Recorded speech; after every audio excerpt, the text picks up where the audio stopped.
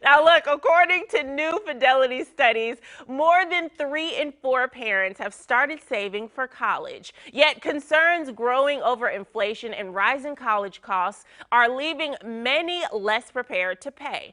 But what can parents do, and what do they need to know?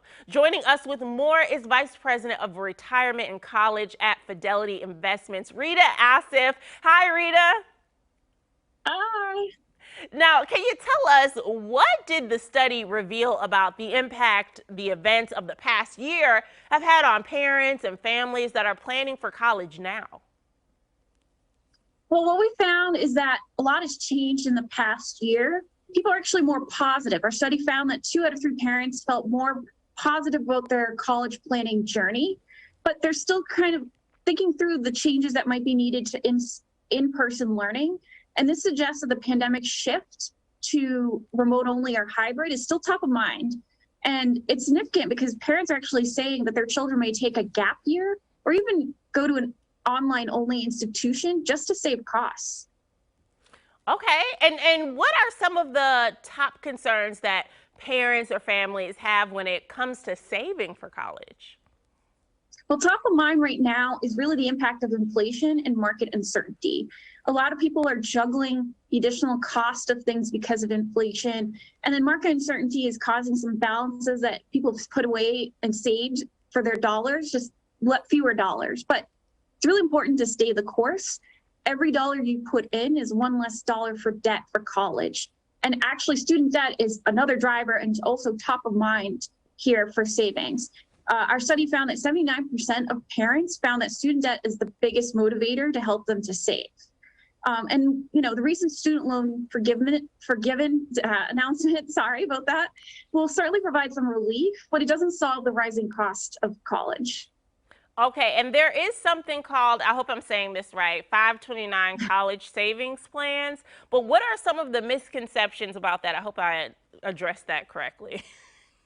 No, you got it right. Okay. 529, the name itself is actually from the IRS code, so it doesn't really roll off the tongue. But common misconception we find is just the lack of awareness of 529s. A lot of people don't know that they exist, and it's actually a great tool to save for education. Many people don't realize that 529s have tax advantages, so your money will actually grow tax-free and come out tax-free when used on qualified education expenses.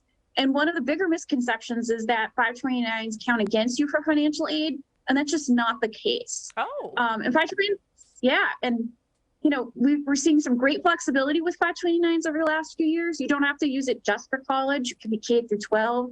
You could also use about $10,000 to repay student loan debt. So there's some great opportunities here with using a 529. Nice. And are there any tips out there to help parents and families lessen the stress? Yeah, here are some action tips that you can take right now. First, have a plan. I know that's easier said than done, but parents would never say, hey, to their kid, just guess on their plan and not guess on their test and not prepare. And yet what we found is parents are guessing on the cost of college. And so it's really important to sit down and understand their children's financial education and how they plan to pay for it. Lastly, I would say, look at student debt. Look at the debt and do your homework before you're taking on debt. Yeah. What we found is that parents are actually likely to take out what's called Federal Plus loans, which have higher interest rates than the other loans. And it can impact other savings goals at the moment, such as, paying down other expenses that are day-to-day or even a mortgage. So it's really important to understand the type of debt that you're taking on and your plan to help pay for it. 1,000,000%. Thank you so much, Rita, for being here. We really appreciate it. Guys, it's time for another break.